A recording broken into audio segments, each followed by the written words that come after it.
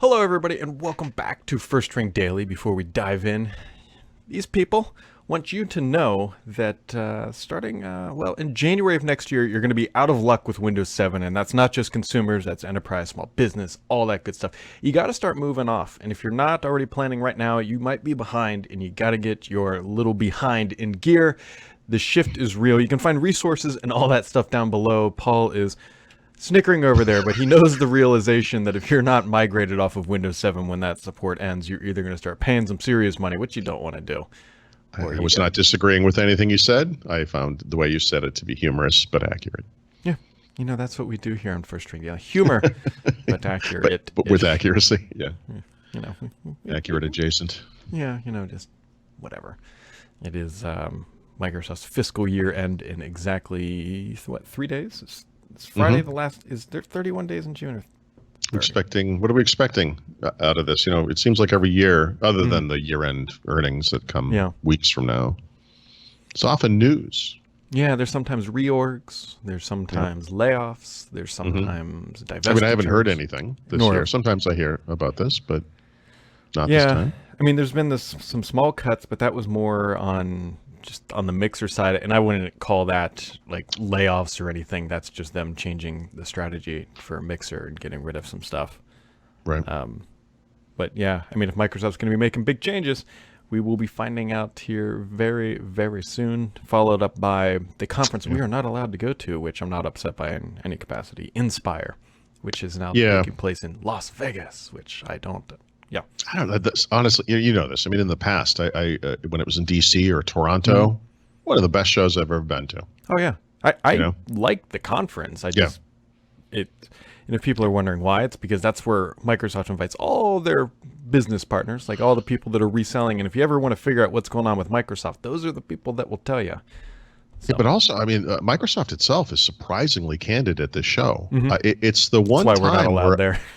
I know, but I feel like they just kind of spell it out. Like, this is what's really going on. And I really appreciate that level of transparency. I miss it. I don't miss going to Vegas, obviously, but maybe we can become like a reseller of Office 365 if we we can sell like 2 SKUs. Is that enough to get us in? Then you could earn your the purple robe or whatever it was, the sash that you got last time or a couple of years ago. Backdoor our way into this thing. We sold 3 E3 SKUs last year, guys. We partner of the year to ourselves. Yeah, to ourselves. That's the. I sold one to Brad. Brad sold one to Tina. And Tina one sold to me.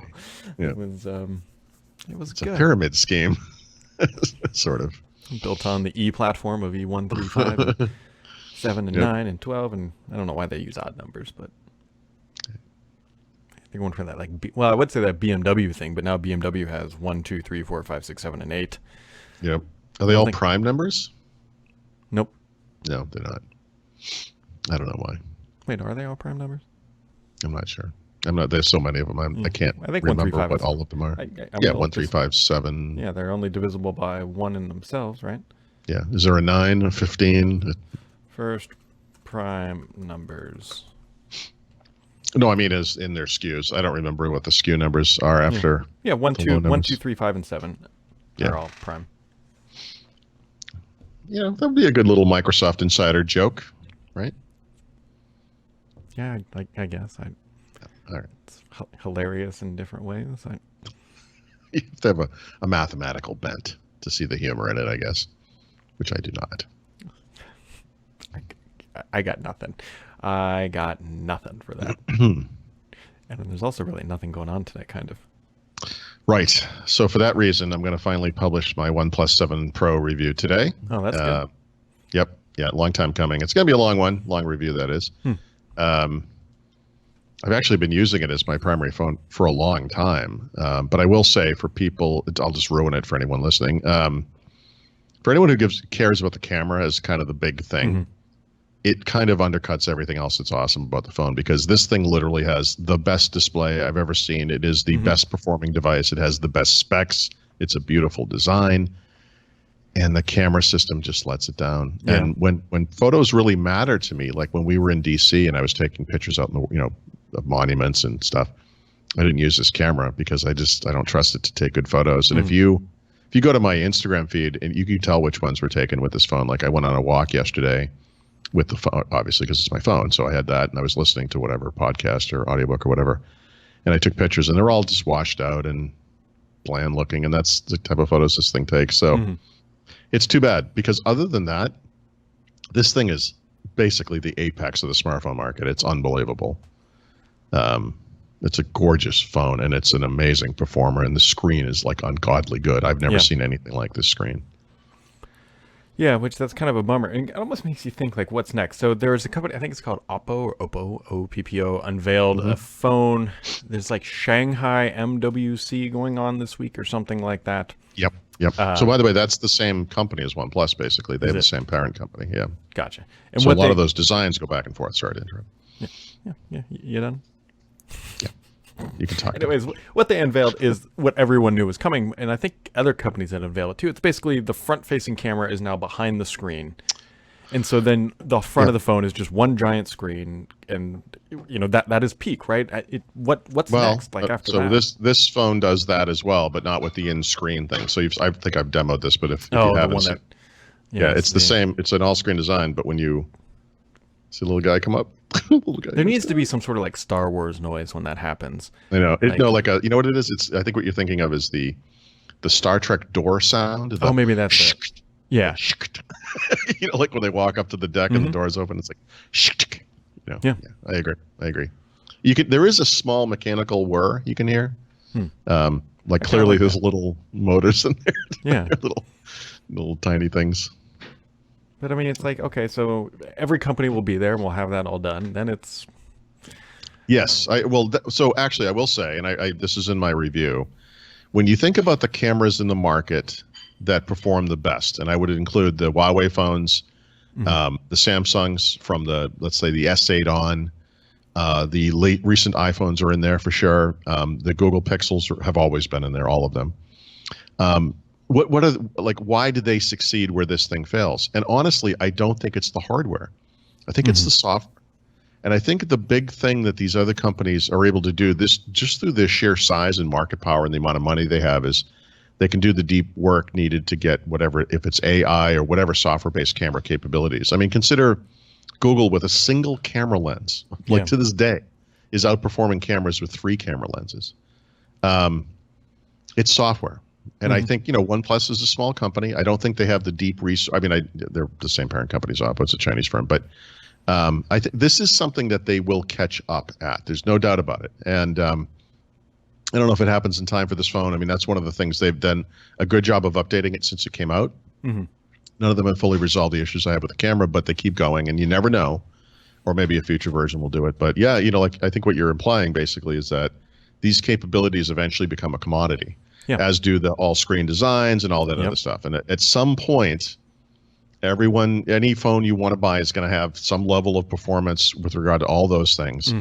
And where do you go from there? And I think that's why we're starting to see folding cameras and kind of weird designs now, because we're looking for the next big thing.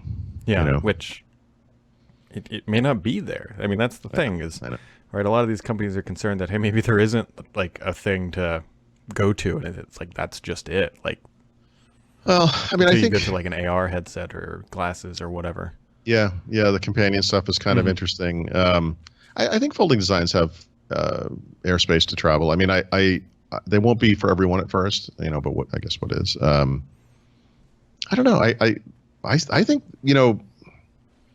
I've been sounding the alarm on these kind of non-PC devices for a while now, and to be clear, this is not panned out in any meaningful way with the iPad Pro. It has somewhat with the Chromebook, but the Chromebook, I think, accurately is a PC essentially, right? It's a PC device, just like a Mac is. I mean, so, but as far as like alternate designs, like making sense for to actually replace a PC, Samsung has DeX, Microsoft had Continuum or Incontinence or whatever they called it, and.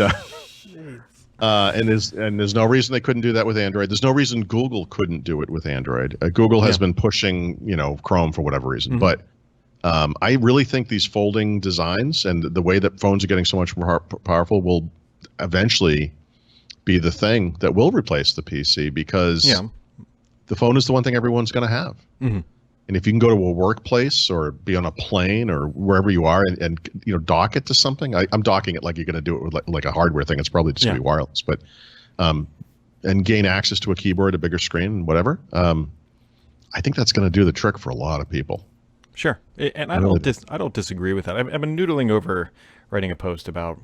I don't really know if Microsoft should ever ship Centaurus because it's not going to sell in a volume. It's not the device that's going to replace the laptop or the Surface Pro or the Surface Go.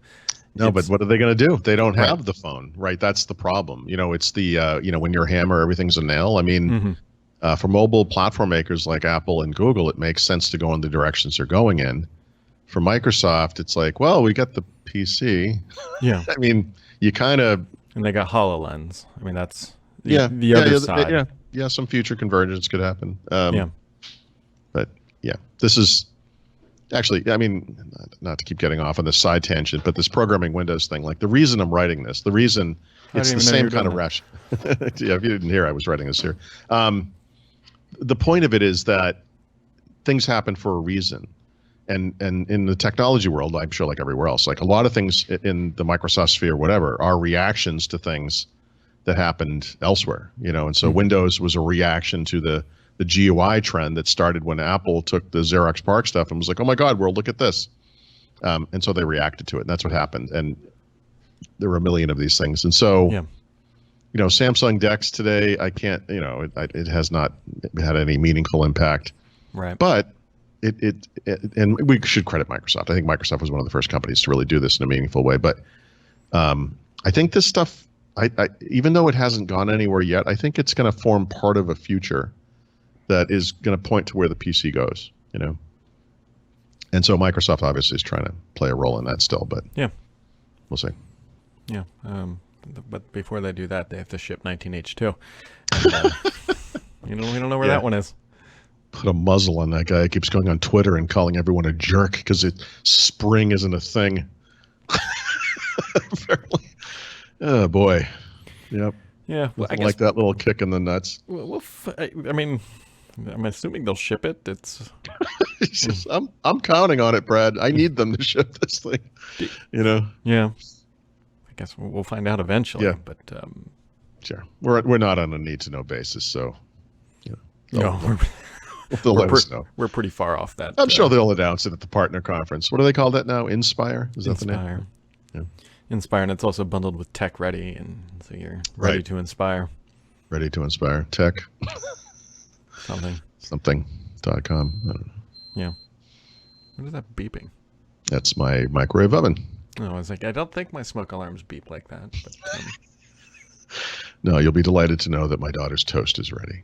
Oh, that is good. Hopefully, maybe it's avocado toast or something. Oh, I'm positive that's exactly what it is. Oh, is it? Unless it's my son. Kelly? Nope.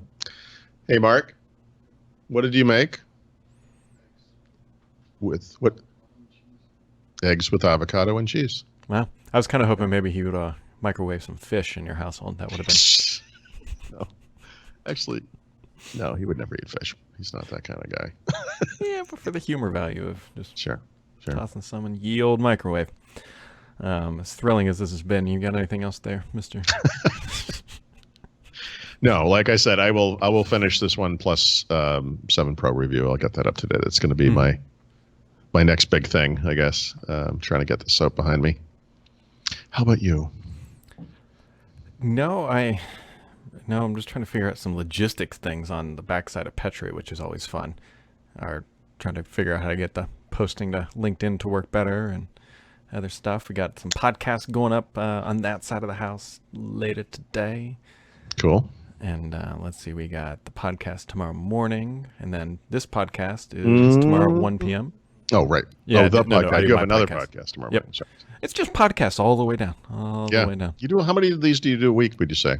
Well, this week was a little interesting because we had to, I can explain that one later. People will realize it once it goes live. On an average week, so we do 5 here, and then I do mine, so roughly 6. Yeah, okay.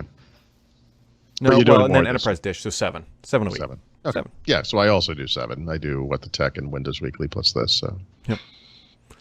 Yeah, it's important to get coverage for every single day of my life. So yeah, it's good. Just Just keep it going, just like you should keep the momentum going behind that migrations of Windows 7 and Office. Check out Microsoft 365, and it's going to make your life easier, more secure, all that good stuff. We got links down below to get that resource information to help you shift. For everybody else, thanks for tuning in today. We'll be back live tomorrow at 1 p.m. Eastern Time. You can find that on Thurrott.com or your local authorized favorite subscribed YouTube channel.